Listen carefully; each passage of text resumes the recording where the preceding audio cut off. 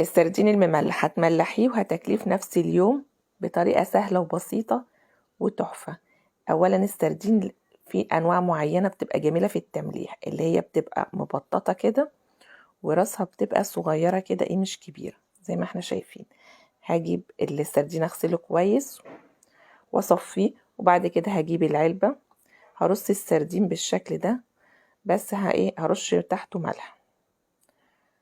هعمل رصة وارش الملح وازود الملح بتاعه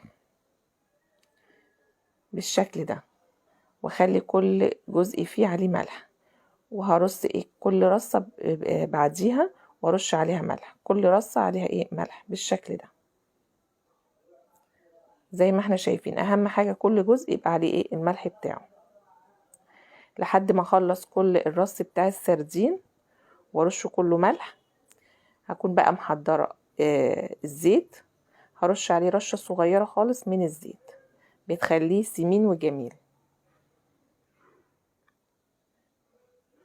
بعد كده بحفظه بقى، اسيبه لو هاكله في نفس اليوم بعدها ب6 ساعات يتاكل، لو مش في نفس اليوم بشيله في الفريزر واطلعه الصبح ويتاكل عادي.